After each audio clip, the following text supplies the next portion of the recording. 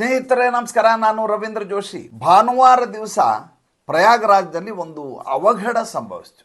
ಸಂಜೆ ಸುಮಾರು 4:15 ಸುಮಾರಿಗೆ ಇದ್ದಕ್ಕಿದ್ದ ಹಾಗೆ ಒಂದು ಡೇರೆಗೆ ಬೆಂಕಿ ತಗಲ್ತದೆ. ಒಂದು ಡೇರೆಯಿಂದ ಇನ್ನೊಂದು ಡೇರೆಗೆ ಅದು ಪಸರಿಸ್ತದೆ. ನೀವು ನದಿ ದಂಡೆಯಲ್ಲಿರುವಂಥ ಗಾಳಿಯ ಪ್ರಮಾಣವನ್ನು ಗಮನಿಸಿರ್ತೀರಿ. ಯಾವಾಗಲೂ ತೀವ್ರವಾದಂಥ ಗಾಳಿ ಯಾವಾಗಲೂ ನದಿ ದಂಡೆ ಮೇಲೆ ಇದ್ದೇ ಇರುತ್ತೆ. ಯಾವಾಗ ಈ ರೀತಿ ಒಂದರಿಂದ ಒಂದು ಹೊತ್ಕೊಳ್ಳಿಕ್ಕೆ ಶುರು ಆಗುತ್ತೋ 180 ಟೆಂಟ್ಗಳು ಅಗ್ನಿಗೆ ಆಹುತಿ ಆಗ್ತವೆ ಪ್ರಯಾಗರಾಜ್ನಲ್ಲಿ ಭಾನುವಾರ ದಿವಸ ಸಂಜೆ 4:15. ಯೋಗಿ ಆದಿತ್ಯನಾಥ್ ಅವರ ವ್ಯವಸ್ಥೆ ಇಷ್ಟು ಚೆನ್ನಾಗಿದೆ, ಇಷ್ಟು ಅಚ್ಚುಕಟ್ಟಾಗಿದೆ ಅಂದರೆ ಪ್ರತಿಯೊಂದು ಸೀರೀಸ್ ಆಫ್ ಟೆಂಟ್ಸ್ ಏನಿದೆ ಅದರ ಬಳಿ ಒಂದು ಅಗ್ನಿಶಾಮಕ ದಳ ಇರುತ್ತೆ, ಹತ್ತಿರದಲ್ಲೇ ಒಂದು ಪೊಲೀಸ್ ಠಾಣೆ ಇರುತ್ತೆ, ಬೇಕಾದಂಥ ಭದ್ರತಾ ಸಿಬ್ಬಂದಿಯವರು ಇರ್ತಾರೆ, ಎಲ್ಲ ಕಡೆ ಕ್ಯಾಮ್ರಾಗಳಿರ್ತವೆ, ಎಲ್ಲ ಕಡೆಯಿಂದ ನಿಗಾವಣೆ ನಡೀತಾ ಇರ್ತದೆ. ಹೀಗಾಗಿ ಬರೋಬ್ಬರಿ 40 ನಿಮಿಷಗಳಲ್ಲಿ ಅಂದರೆ 4:55 ಸಂಪೂರ್ಣ ಸ್ಥಿತಿಯನ್ನು ನಿಯಂತ್ರಣಕ್ಕೆ ತರಲಾಗುತ್ತೆ. ಯಾವ ಬೆಂಕಿ ಇದ್ದಕ್ಕಿದ್ದ ಹಾಗೆ ಕಾಳ್ಗಿಚ್ಚಿನಂತೆ ಒಂದರಿಂದ ಒಂದು ಟೆಂಟಿಗೆ ಹೋಗ್ತಾ ಇರುತ್ತೋ ಅದಕ್ಕೆ ಒಂದು ನಿಯಂತ್ರಣವನ್ನು ತಂದು ನಂದಿಸುವ ಕಾರ್ಯ ಯಶಸ್ವಿಯಾಗಿ ನೆರವೇರುತ್ತೆ.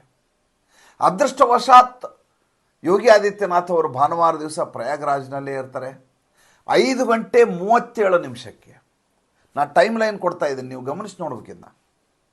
5:37 ಈ ದುರ್ಘಟನೆ ಸಂಭವಿಸಿದ ಜಾಗದಲ್ಲಿ ಮುಖ್ಯಮಂತ್ರಿ ಯೋಗಿ ಆದಿತ್ಯನಾಥ್ ಇರ್ತಾರೆ. ಯಾವುದೇ ಸಾವು ನೋವುಗಳಾಗೋದಿಲ್ಲ. ಯಾವ ಕಾರಣದಿಂದ ಇದಾಗಿದೆ ಅನ್ನುವಂಥ ತನಿಖೆಯನ್ನು ಮಾಡ್ಲಿಕ್ಕತ್ತೆ. ಗ್ಯಾಸ್ ಸಿಲಿಂಡರ್ನಿಂದಾಗಿ ಹತ್ಕೊಂಡಂಥ ಬೆಂಕಿ ಅಂತ ಗೊತ್ತಾಗುತ್ತೆ. ಏನಾಗಿದೆ ಈಗ ಎಲ್ಲ ಡೇರೆಗಳಲ್ಲಿ ಯಾವ್ಯಾವ ಅಖಾಡದವರು ಅಥವಾ ಯಾವ್ಯಾವ ಕಂಪ್ನಿಗಳು ತಮ್ಮ ಜನರಿಗಾಗಿ ಆಹಾರ ಉಪಹಾರ ಎಲ್ಲವನ್ನು ಮಾಡ್ಕೊಳ್ಳಿಕ್ಕೆ ವ್ಯವಸ್ಥೆಯನ್ನು ಮಾಡ್ಕೊಂಡಿದ್ದಾರೆ. ಅವರು ಡೇರೆನಲ್ಲಿ ವ್ಯವಸ್ಥೆ ಮಾಡಿರ್ತಾರೆ. ಆ ಡೇರೆಯಲ್ಲಿ ಗ್ಯಾಸ್ ಸಿಲಿಂಡರ್ಗಳನ್ನು ಬಳಸಲಾಗುತ್ತೆ. ಆ ಗ್ಯಾಸ್ ಸಿಲಿಂಡರ್ನಿಂದಾಗಿ ಅಕ್ಕಪಕ್ಕದಲ್ಲಿರುವಂಥ ಯಾವುದಾದ್ರೂ ಇಂಧನಕ್ಕೆ ಬೇಗ ಆಕರ್ಷಿತ ಆಗುವಂಥ ವಸ್ತು ಇದ್ದುಬಿಟ್ರೆ ಭಗ್ಗನೆ ಬೆಂಕಿ ಹೊತ್ಕೊಳ್ಳುತ್ತೆ. ಸುತ್ತಲೂ ಡೇರೆ ಬಟ್ಟೆಯದಾಗಿರೋದ್ರಿಂದ ಬೆಂಕಿ ಆವರಿಸುವುದು ಸರ್ವೇ ಸಾಮಾನ್ಯ. ಆಮೇಲೆ ಇದೇನು ಮೊದಲೇದಲ್ಲ, ಅರ್ಧಕುಂಭ ಸಂದರ್ಭದಲ್ಲಿಯೂ ಆಗಿದೆ, ಮಾಘ ಸ್ನಾನ ನಡೆಯುವ ಸಂದರ್ಭದಲ್ಲಿಯೂ ಪ್ರತಿ ವರ್ಷ ನಡೆಯುವಾಗ ಇಂಥ ಸಣ್ಣ ಪುಟ್ಟ ದುರ್ಘಟನೆಗಳು ಸಂಭವಿಸ್ತವೆ.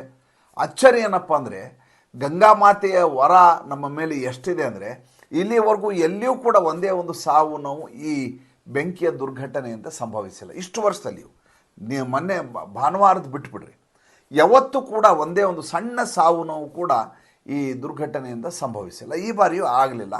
ತಕ್ಷಣದಲ್ಲಿ ತಹಬಂದಿಗೆ ತರಲಾಯಿತು. ಇದು ಭಾಳ ದೊಡ್ಡ ಮಟ್ಟದಲ್ಲಿ ಬಿಂಬಿಸಬೇಕಾದಂಥ ವಿಚಾರವೂ ಅಲ್ಲ. ಆದರೆ ಇದನ್ನು ಭಾಳ ದೊಡ್ಡ ಮಟ್ಟದಲ್ಲಿ ಎನ್ಕ್ಯಾಶ್ ಮಾಡಲಿಕ್ಕೆ ಪ್ರಯತ್ನ ಮಾಡಿದವರು ಅಖಿಲೇಶ್ ಯಾದವ್, ಉತ್ತರ ಪ್ರದೇಶದ ಮಾಜಿ ಮುಖ್ಯಮಂತ್ರಿ. ಅವರಿಗೆ ಪಾಪ ಯಾವಾಗ ಪ್ರಯಾಗರಾಜ್ನಲ್ಲಿ ಈ ರೀತಿಯಾದಂಥ ಮಹಾಕುಂಭ ಇದೆ ಅಂತಾಗತ್ತೋ ಅವತ್ತಿಂದ ನೆಮ್ಮದಿನೇ ಇರಲಾರ್ದಂಗೆ ಆಗ್ಬಿಟ್ಟಿದೆ. ಮೊದಲು ಪ್ರಯಾಗರಾಜ್ನಲ್ಲಿ ಮಹಾಕುಂಭಕ್ಕೆ ಯಾವುದೇ ರೀತಿಯ ತಯಾರಿಯನ್ನೇ ಮಾಡ್ತಾ ಇಲ್ಲ ಅಂತ ಗಲಾಟೆ ಶುರು ಮಾಡಿದರು. ಹಳೇ ಲೈಟಿನ ಕಂಬಗಳನ್ನು ತೋರಿಸಿದ್ರು. ಅದನ್ನು ನೋಡಿದರೆ ಯಾವುದೋ ಕಾಲದಲ್ಲಿ ತೆಗೆದಂಥ ಫೋಟೋ. ಈ ಬಾರಿಯದ್ದು ಅಲ್ವೇ ಅಲ್ಲ. ಏಕೆಂದರೆ ಕಳೆದ ವರ್ಷ ಡಿಸೆಂಬರ್ 31 ನಾನು ಪ್ರಯಾಗರಾಜ್ಗೆ ಹೋದ ಸಂದರ್ಭದಲ್ಲಿ ಆಗಲೇ ರಸ್ತೆಗಳನ್ನು ನಿರ್ಮಿಸಲಾಗ್ತಾ ಇತ್ತು. ಜಿಂಕ್ ಶೀಟ್ಗಳನ್ನು ಹಾಕಿ ಅದರ ಮೇಲೆ ಟಾರ್ಗಳನ್ನು ಹಾಕಿ ಸಿಮೆಂಟನ್ನು ಹಾಕಿ ಮರಳನ್ನು ಹಾಕಿ ರಸ್ತೆಗಳನ್ನು ಆವಾಗಲೇ ನಿರ್ಮಿಸಲಾಗಿತ್ತು ಮತ್ತು ಆವಾಗಲೇ ಬೀದಿ ದೀಪಗಳನ್ನು ಸಿದ್ಧಪಡಿಸಲಾಗ್ತಾ ಇತ್ತು. ನಾನು ಹೇಳ್ತಾ ಇರೋದು ಕಳೆದ ವರ್ಷದ, ಈ ವರ್ಷ ಜನವರಿ ಅಲ್ಲ, ಅಷ್ಟು ಮುಂಚೆಯೇ ತಯಾರಿಯನ್ನು ಮಾಡಲಾಗ್ತಾ ಇತ್ತು. ಬೀದಿ ದೀಪಗಳನ್ನ ಇನ್ನೂ ಮಾಡಿಲ್ಲ, ಇವರು ಯಾವ ತಯಾರಿಯನ್ನು ಮಾಡಿಲ್ಲ ಅಂತ ಮೊದಲು ಟ್ವೀಟ್ ಮಾಡಿದರು. ಅದಾದ ಮೇಲೆ ನೀರು ಸಂಪೂರ್ಣವಾಗಿ ಮಲಿನಗೊಂಡಿದೆ ಅಂತ 2ನೇ ಬಾರಿ ಅದನ್ನು ಸುದ್ದಿ ಮಾಡಲಿಕ್ಕೆ ಪ್ರಯತ್ನ ಮಾಡಿದರು, ಪತ್ರಿಕಾಗೋಷ್ಠಿ ಮಾಡಿದರು. ಯಾವುದೇ ರೀತಿಯಾದಂಥ ವ್ಯವಸ್ಥೆ ಇಲ್ಲ, ಇಂಥದ್ರಲ್ಲಿ ಯಾರು ಸ್ನಾನ ಮಾಡ್ತಾರೆ ಅಂತ. 3ನೇದಾಗಿ ಹೇಳಲಿಕ್ಕೆ ಶುರು ಮಾಡ್ತಾರೆ, ಜನನೇ ಬರ್ತಾ ಇಲ್ಲ, ಇದಕ್ಕೆ ಅಟ್ರ್ ಫೇಲ್ಯೂರ್, ಇದು ಟ್ರೈನ್ಗಳೆಲ್ಲ ಖಾಲಿ ಬರ್ತಾ ಇದ್ದಾವೆ ಅಂತ. ಇಲ್ಲಿವರೆಗೂ 7.5 ಕೋಟಿ ಜನ ಬಂದಿದ್ದಾರೆ ರೀ, ನಿರೀಕ್ಷೆ ಮಾಡಲಿಕ್ಕೆ ಸಾಧ್ಯನಾ? ಇದೇ ಮನುಷ್ಯ 2013ರಲ್ಲಿ ಆಜಮ್ ಖಾನ್ ಇಟ್ಕೊಂಡು ಕುಂಭಮೇಳ ಮಾಡಿದರು. ಈ ಬಾರಿ ಮಹಾಕುಂಭ, ಆವಾಗ ಪೂರ್ಣ ಕುಂಭಮೇಳ ಇದ್ದದ್ದು. 144 ವರ್ಷಕ್ಕೆ ಒಂದು ಸಲ ಬರೋದು ಮಹಾಕುಂಭಮೇಳ, 12 ವರ್ಷಕ್ಕೆ ಒಂದು ಸಲ ಬರೋದು ಪೂರ್ಣ ಕುಂಭಮೇಳ. ಆ ಪೂರ್ಣ ಕುಂಭ ಮೇಳದ ಸಂದರ್ಭದಲ್ಲಿ ಈ ಮನುಷ್ಯ ಮಾಡಿದ ಅವ್ಯವಸ್ಥೆಗೆ 36 ಜನ ಬಲಿಯಾದರು. ನಿಮಗೆಲ್ಲ ಗೊತ್ತಿರುವಂಥ ವಿಚಾರ. ಅದ್ರ ಕುರಿತಾಗಿ ಆಯೋಗವನ್ನು ಮಾಡಲಾಯಿತು. ಕೋಟೇಶ್ವರ ರಾವ್ ಅದರ ಸಮಿತಿಯ ಚೇರ್ಮನ್ ಆಗಿದ್ದರು. ಅವರು ತನಿಖೆಯನ್ನು ಮಾಡ್ತಾರೆ.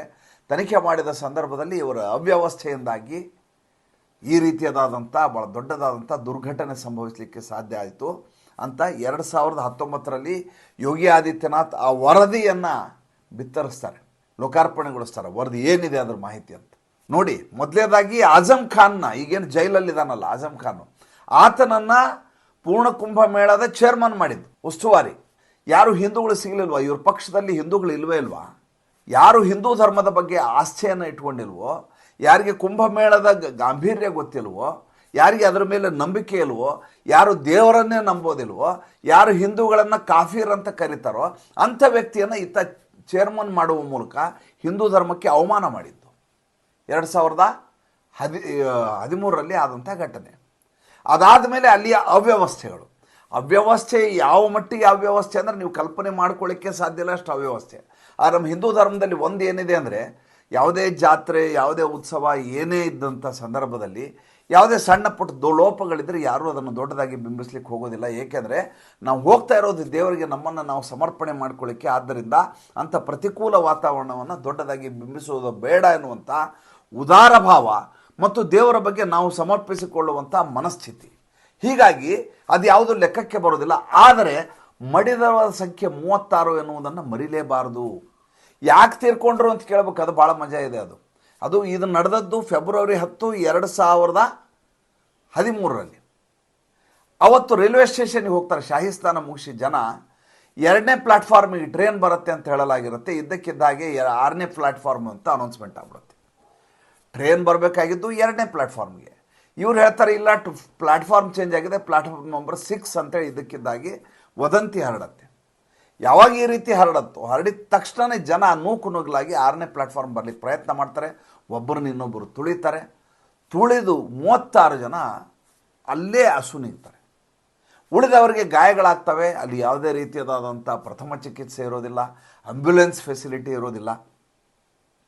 ಅಂಥದ್ದರಲ್ಲಿ ಜನ ದಾರುಣವಾಗಿ ಆ ಪರಿಸ್ಥಿತಿಯನ್ನು ಅನುಭವಿಸಿ ತಮ್ಮ ಊರುಗಳಿಗೆ ತೆರಳುತ್ತಾರೆ. ಇದು ಯಾವುದು ಕೂಡ ಮರೆತು ಹೋಗುವಂಥ ವಿಚಾರ ಅಲ್ಲ, ಇತಿಹಾಸದಲ್ಲಿ ದಾಖಲಾಗುವಂಥದ್ದು. ಆದರೆ ಅಖಿಲೇಶ್ ಯಾದವ್ ಈಗ ಅತ್ಯಂತ ಯಶಸ್ವಿಯಾಗಿ ನಡೀತಾ ಇರುವಂಥ ಈ ಮಹಾಕುಂಭ ಮೇಳದ ಬಗ್ಗೆ ಅವರಿಗೆ ಅಸಮಾಧಾನ. ಇದ್ದಕ್ಕಿದ್ದ ಹಾಗೆ ಟ್ವೀಟ್ ಮಾಡ್ತಾರೆ. ಏನಂತ ಟ್ವೀಟ್ ಎಷ್ಟೊತ್ತಿಗೆ ಮಾಡಿದ್ರೆ ಅದಕ್ಕೆ ಕೇಳ್ಬೇಕು ನೀವು. ಸರಿಯಾಗಿ 5:20 ಇವರು ಟ್ವೀಟ್ ಬರುತ್ತೆ. ಏನಂತ, ಇಂಥದ್ದೊಂದು ಘಟನೆ ನಡೆದಿದೆ, ಇದರ ಕುರಿತು ತನಿಖೆಯಾಗಬೇಕು ಮತ್ತು ಹೀಗಾಗಲಾರದಂಗೆ ಮುಂಜಾಗರೂಕತಾ ಕ್ರಮಗಳನ್ನು ತೆಗೆದುಕೊಳ್ಳಬೇಕು. ಈ ಅಖಿಲೇಶ್ ಯಾದವ್ನ ಕೇಳಿ ಯೋಗಿ ಆದಿತ್ಯನಾಥ್ ಅವರು ಮುಂಜಾಗರೂಕತಾ ಕ್ರಮಗಳನ್ನು ಕೈಗೊಳ್ಳಬೇಕು. ಪಾಪ ಅವ್ರಿಗೆ ಗೊತ್ತಿಲ್ಲ ಮುಂಜಾಗರೂಕತಾ ಕ್ರಮ ಕೈಗೊಳ್ಳಬೇಕು ಅಂತ. ಇವನು ಹೇಳಿದ್ರಿಂದ ಕೈಗೊಳ್ಳಬೇಕು. ಇನ್ನು ತನಿಖೆಯನ್ನು ಮಾಡಬೇಕು. ಯೋಗಿ ಆದಿತ್ಯನಾಥ್ ಈ ರೀತಿ ಆದಾಗ ತನಿಖೆ ಮಾಡದೆ ಸುಮ್ಮನಿರೋ ಪ್ರಶ್ನೆನೇ ಬರೋದಿಲ್ಲ. ಮೊದಲನೇದಾಗಿ ಈ ಘಟನೆ ಸ್ವಾಭಾವಿಕವಾಗಿ ಸಂಭವಿಸಿದ್ದು. ಅಲ್ಲಿ ಏನಾಗಿದೆ, ಈ ನದಿಯ ದಂಡೆ ಇದೆಯಲ್ಲ, ಅದು ತುಂಬ ತಂಪಾಗಿರುತ್ತೆ ಅನ್ನುವಂಥ ಕಾರಣಕ್ಕೋಸ್ಕರ ಹುಲ್ಲನ್ನು ನೆಲದ ಮೇಲೆ ಹಾಸಿ ತೇವಾಗಬಾರ್ದು ಅನ್ನುವಂಥ ಕಾರಣಕ್ಕೋಸ್ಕರ ಅದರ ಮೇಲೆ ಜಮಖಾನೆಗಳನ್ನು ಹಾಕಲಾಗಿರುತ್ತೆ, ಬೆಡ್ಶೀಟ್ಗಳನ್ನು ಹಾಕಲಾಗಿರುತ್ತೆ, ದೊಡ್ಡ ದೊಡ್ಡ ಕಾರ್ಪೆಟ್ಗಳನ್ನು ಹಾಕಲಾಗಿರುತ್ತೆ. ಆ ನೀರಿನ ತೇವಾಂಶವನ್ನು ಹುಲ್ಲು ಹೀರ್ಕೊಳ್ಳೋದಿಲ್ಲ ಅಂತ ಅದರ ಮೇಲೆ ಜಮಖಾನೆ ಇರುತ್ತೆ. ಅದ್ರ ಮೇಲೆ ಉಳಿದ ಆ್ಯಕ್ಟಿವಿಟಿಗಳು ನಡೀತವೆ. ಅದ್ರ ಮೇಲೆ ಮಂಚ ಇಟ್ಟಿರ್ತಾರೆ, ಅದ್ರ ಮೇಲೆ ಜನ ಓಡಾಡ್ತಾ ಇರ್ತಾರೆ, ಅದ್ರ ಮೇಲೆ ಅಡುಗೆ ಮನೆಯನ್ನು ಮಾಡಿರ್ತಾರೆ, ಅದ್ರ ಮೇಲೆ ಡ್ರಾಯಿಂಗ್ ರೂಮ್ ಮಾಡಿರ್ತಾರೆ, ಎಲ್ಲವೂ ಮಾಡಿದ್ದಾರೆ. ಈ ಬೆಂಕಿಯ ಒಂದು ಕಿಡಿ ಏನಾದರೂ ಕೆಳಗಡೆ ಹುಲ್ಲಿಗೆ ಬಿದ್ದದ್ದೇ ಆದರೆ ತಕ್ಷಣ ದಿಗ್ ಅಂತ ಬೆಂಕಿ ಹೊತ್ಕೊಂಡ್ಬಿಡ್ತದೆ. ಅಲ್ಲಿ ನೀವು ಹುಲ್ಲು ಹಾಕಲಾರದೆ ನೇರವಾಗಿ ನೆಲದ ಮೇಲೆ ಜಮಖಾನೆ ಹಾಕೋಕ್ಕಾಗಲ್ಲ, ಒದ್ದೆ ಆಗಿಬಿಡ್ತದೆ. 15 ನಿಮಿಷಕ್ಕೆ ಹುಲ್ಲನ್ನು ಹಾಕಲೇಬೇಕು. ಹುಲ್ಲನ್ನು ಹಾಕಿದರೆ ಈ ರೀತಿಯಾದಂಥ ಅವಘಡ ಸಂಭವಿಸುವ ಸಾಧ್ಯತೆ ಇರುತ್ತೆ. ಮುಂಜಾಗರೂಕತಾ ಕ್ರಮ ಬಿಟ್ಟರೆ ಬೇರೆ ಯಾವ ದಾರಿ ಇಲ್ಲವೇ ಇಲ್ಲ. ಆಮೇಲೆ ಇಷ್ಟು ವರ್ಷವೂ ಕಾಲ ಈಗ ಕೂಡ ಇದೇ ರೀತಿಯಾದಂಥ ವಿದ್ಯಮಾನಗಳು ನಡೆದಿದ್ದಾವೆ. ಈ ವಿದ್ಯಮಾನಗಳು ನಡೆದಾಗ ಅದನ್ನು ಯಶಸ್ವಿಯಾಗಿ ತಹಬಂದಿಗೆ ತರುವಂಥ ಅದಕ್ಕೆ ಬೇಕಾದಂಥ ವ್ಯವಸ್ಥೆಯನ್ನು ಸರ್ಕಾರಗಳು ಮಾಡ್ಕೊಂಡು ಬರ್ತಾ ಇದ್ದಾವೆ. ಮೊದಲೇದಾಗಿ ಇಷ್ಟು ಜನ ಬಂದರೂ ಕೂಡ ಯಾವುದೇ ನೂಕುನುಗ್ಲಾಗಲಾರ್ದಾಗೆ ಈಗ ಬಂದಿರೋ 7.5 ಕೋಟಿ ಜನ ಇದ್ದಾರಲ್ಲ, ಆಲೋಚನೆ ಮಾಡಿ ಸ್ಟ್ಯಾಂಪೇಡ್ ಆಗಿಬಿಡ್ಬೇಕಾಯ್ತು. ಜನ ಒಬ್ಬರ ಮೇಲೆ ಒಬ್ಬರು ತುಳಿದು ಕಾಲು ತುಳಿತಾಗಿ, ಒಂದು ಸಿನಿಮಾ ಥಿಯೇಟರ್ ಸಿನಿಮಾ ನೋಡಿದರೆ ಕಾಲು ತುಳಿತಾಗಿ ಮೊನ್ನೆ ಸಾವಾಗಿದೆ ಆಂಧ್ರ ಪ್ರದೇಶ ತೆಲಂಗಾಣದಲ್ಲಿ. ಅಂಥದ್ದರಲ್ಲಿ ಒಂದು ನದಿಯ ದಂಡೆಯ ಮೇಲೆ ಇಡೀ ದೇಶದ ಜನ ನುಗ್ಗಿ ಬಂದರೆ ಏನಾಗತ್ತೆ ಆಲೋಚನೆ ಮಾಡ್ಕೊಳ್ಳಿ. ಆದರೆ ಯೋಗಿ ಆದಿತ್ಯನಾಥ್ ಹಾಗೆ ಎಲ್ಲಿಯೂ ಆಗಲಾರ್ದಾಗೆ ಅಷ್ಟು ವಿಶಾಲವಾದಂಥ ಬ್ರಿಡ್ಜ್ಗಳನ್ನು ಕಟ್ಟಿದ್ದಾರೆ. 10 ಕಿಲೋಮೀಟರ್ ಊರನ್ನು ನಿರ್ಮಿಸಿದ್ದಾರೆ. 56 ಪೊಲೀಸ್ ಠಾಣೆಗಳನ್ನು ಮಾಡಿದ್ದಾರೆ. 1.5 ಲಕ್ಷ ಜನ ಪೌರ ಕಾರ್ಮಿಕರು ಕೇವಲ ಸಂಡಾಸ್ಗಳನ್ನು ಕ್ಲೀನ್ ಮಾಡಲಿಕ್ಕೆ 1.5 ಲಕ್ಷ ಜನ, 1.5 ಲಕ್ಷ ಟಾಯ್ಲೆಟ್ಗಳು, 4.5 ಲಕ್ಷ ಜನ ಸಿಬ್ಬಂದಿ ವರ್ಗ.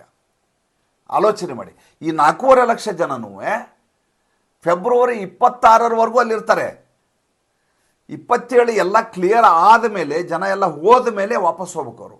ಈ 4.5 ಲಕ್ಷ ಸಿಬ್ಬಂದಿ ವರ್ಗ ಏನಿದ್ದಾರೆ, ಅವರ ಕುಟುಂಬಸ್ಥರು ಕೂಡ ಅಲ್ಲೇ ಇರ್ತಾರೆ. ಈಗ ಗಂಡ ಕೆಲಸ ಮಾಡ್ತಾ ಇದ್ದಾನೆ, ಹೆಂಡತಿನೂ ಅಲ್ಲೇ ಇದ್ದಾರೆ, ಅವ್ರ ಮಕ್ಕಳು ಅಲ್ಲೇ ಇರ್ತಾರೆ. ಆ ಮಕ್ಕಳಿಗಾಗಿ ಶಾಲೆಯನ್ನು ತೆರೆದಿದ್ದಾರೆ. ಇದಲ್ಲದೆ 12,000 ಜನ ಇದರ ಉಸ್ತುವಾರಿಯನ್ನು ನೋಡ್ಕೊಳ್ಳಿಕ್ಕೆ 12,000 ಜನ ಎಂಪ್ಲಾಯೀಸ್ ಇದ್ದಾರೆ ಅಲ್ಲಿ. ಆ 12,000 ಜನರಿಗೆ ಉಳ್ಕೊಳ್ಳಿಕ್ಕೆ ವ್ಯವಸ್ಥೆ ಮಾಡಲಾಗಿದೆ. ಅವ್ರದ್ದು ಊಟ, ಉಪಚಾರ, ಅವ್ರಿಗೆ ಎಲ್ಲ ರೀತಿಯ ಸೌಲಭ್ಯ, ಮತ್ತು ಅವರ ಮಕ್ಕಳು ಯಾರು ಓದೋರಿದ್ರೆ ಶಾಲೆ, ಇಷ್ಟು ಎಲ್ಲ ವ್ಯವಸ್ಥೆಯನ್ನು ಅಲ್ಲಿ ಮಾಡಿಕೊಡಲಾಗಿದೆ.